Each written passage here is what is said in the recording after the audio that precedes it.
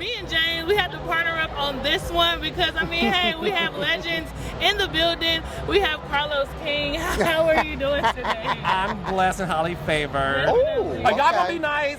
We're gonna do our best. How about we keep my friend right How here. about you just do your best, James? I'm gonna use what I got to get what I want. Okay, Nita Baker. Let's kick things off, right? Yes. So, like I said, you are the king of reality TV, and right now we know Real Housewives of Atlanta is filming, okay? It's a lot of talk. It's a lot going on with Kenya being suspended. First off, do you think this season is going to be a dub, or do you feel like it's going to hold its weight with all that is going on with this season? Well, when it comes to the Real Housewives of Atlanta, it will always be, to me, one of the greatest reality shows in the world. And I think when you have a stellar cast that includes Kenya and Portia to begin with, and Jusadora, who's coming into her own, I think this show will be fine. I really do. Yeah. And with the cast, like I said, you have Candy that announced that she wasn't going to return, and you have others that won't be returning this season. Do you think that it will be what it once was when we had the Nene Leakes and the Kim? Do you think that it will ever live up to what it once was? Well, I think as we see with the world, it evolves, right? And one thing I don't do is live in the past. Like, you can't recreate the magic of the earlier days of Atlanta Housewives. You had Nene, Kim, Sheree, Candy, Cynthia, you know. When you were producing. Right, exactly. When the king was producing. Look, it was. When the king. James is the best child. I love him. So, you know, I am looking forward, though, to seeing the new legacy that the show can have. And I think, based on what I'm hearing this season, I think we're going to be in for a lot of surprises. Okay. Yeah. Well, Carlos, let's shift gears and get serious for a moment because I am a fan of Love and Marriage Huntsville, and so I have to send an RIP out to the family of Kiki. She was a beloved character, and I was always rooting for her, so I definitely want to give condolences to you. Thank you. Also to her family. You know, how did you receive the news, and how is the cast reacting? Listen, we're all still grieving in our own individual ways that you can imagine. It's a great loss. It's a sudden loss. It's an unexpected loss. And out of respect to the family who wants us to respect their privacy, I won't say too much about the details of it because everything is still sort of like, you know, coming together. But listen, we're all still processing it. It's not something any of us expected. And she was such a sweet, beautiful soul. She was. We loved Kiki over here. Kiki's my girl, you know. Purple Hearts everywhere. That was the name of her fan base, and it is a great loss, and that's what I would say about it. And I appreciate what you said too, James, about like my complete heart and soul goes out to her family. Yes. You know, the Jabbar family.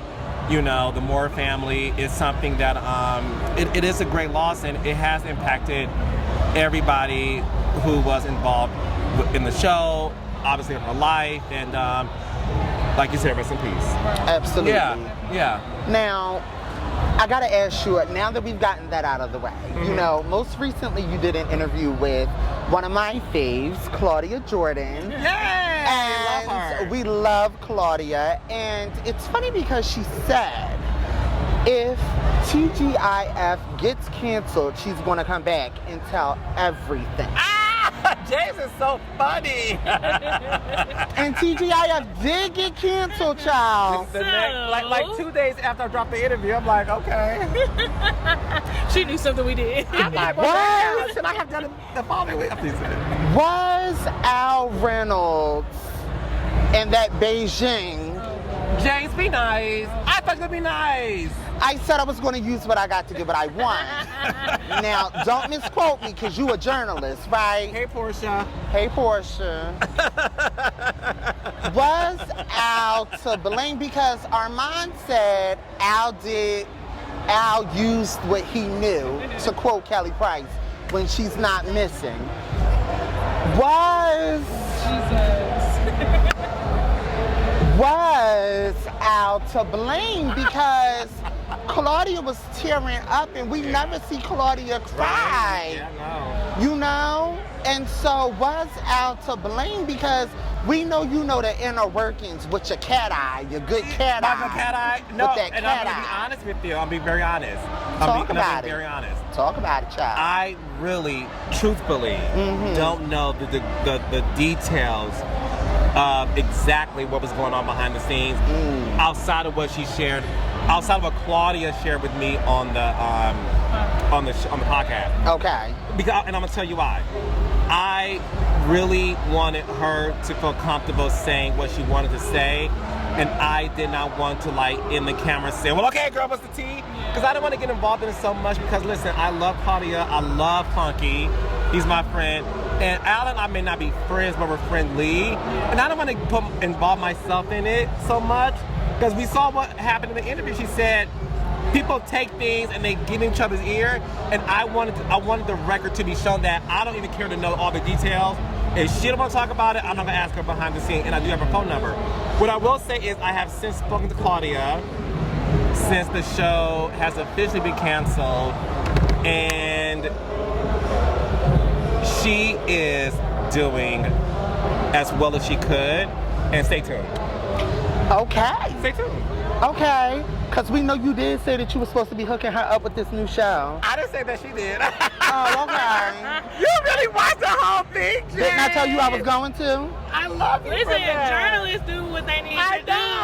Well, can we get more journalists who actually does their homework and research and watch interviews and not clips? Yeah, because that's what people do nowadays is look at clicks and do things for clickbait. So, you know, we have to do our job, you know? And speaking of I love being surrounded by journalists. Go ahead. Journalist family. So speaking of journalists, you are, like you said, a journalist with your podcast. I want to get more into the creative process, or just even preparing for the different interviews that you do on your podcast, and making people feel comfortable with saying certain things that they normally wouldn't say in an interview. Yeah. How do you balance, you know, what to ask, what not to ask, with making sure your guests feel comfortable and making sure you're not overstepping? Yeah, great question. It's pretty much what you two are doing now, right? There's no cards, there's no laptop questions. You're kind of like just feeling the mood and the vibe. And I think once you can tell somebody's energy, it allows you to kind of know, like, okay, I can like go more into it. So that's my process too. I don't write down questions. Okay. I do my research and I study.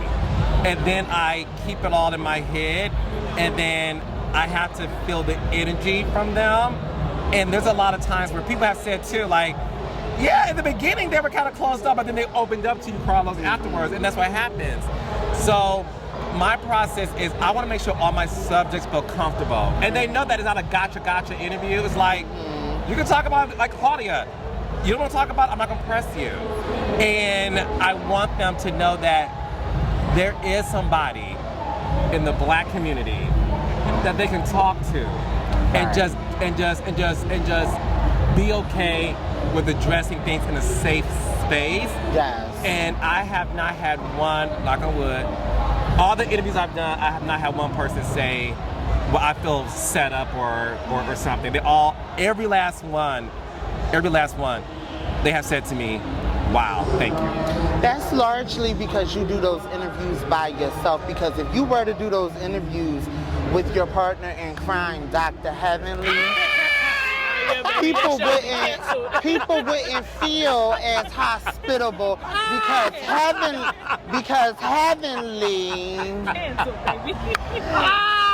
that old thing Heavenly. Are you not a Heavenly fan? No, I am not. Why, you Quads fan? No, I don't like. I do like Quad. Who's your favorite? But I love me some Miss Mariah Huck, the mother, the queen, the queen. We love Mariah. I love Mariah and old Buffy and Auntie Buffy. Auntie Buffy. I love their advanced studio. I love their advanced studio. Yes, and you saw because if you're going to do things, you got to do them right. And yes, I will give you credit for going on down to the studio. Honey, I drove an hour. Yeah, well, that's all right. We know you can afford the gas. But we know you can afford the gas because you're rich. I'm the settler. We know you can afford the gas. Because one thing we know about Carlos King is his cards don't get declines. That's one thing we know about Carlos King. As y'all can see, this is the yin to my yang. The Y'all Kingdom see? Rain cards don't get declined. That's one thing we know about them rain cards. He can make it rain all day. Okay? Let me reel it back in. Yeah. Let Bring me me reel back it. one in, Let but me them reel rain it. cards Shout out don't to get Dr. declined. Heatherly. She's a great co-host. Yes, for the well, we know recap she can do. fix a veneer. If you eating on a crab leg and your tooth chips, we know she can fix that. Okay, speaking of black stories, you are a producer. I seen that you stated that you want to see more black reality TVs being produced by black production companies. Why is that important to you, and why are you using your voice for that? Because it's important that we see reflection of ourselves behind the scenes, and not just like the crew, which is important too, For sure. but the person at the top of the food chain, right? For sure. I was watching an interview that Denzel Washington did, and he talked about how it's important that black directors direct black movies. And he said, look at Schindler's List. That was directed by Steven Spielberg. That's his culture.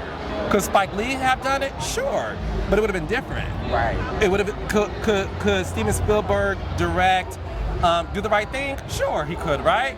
But would have been the same. Right. And I look at my reality shows where I really want more black celebrities who venture off into reality. Like, come to us. We exist. I exist. You know, you two know my shows. It's like, we celebrate entrepreneurs. We celebrate business. We know how to like tell real stories. Yes. Life is messy. Life is dramatic. We do all those things too when we show them. But fundamentally, we show like the essence of the black woman and the black man. Yes. And in order for us to continue to do that, we need more people investing in us. Right. The way we invest in them.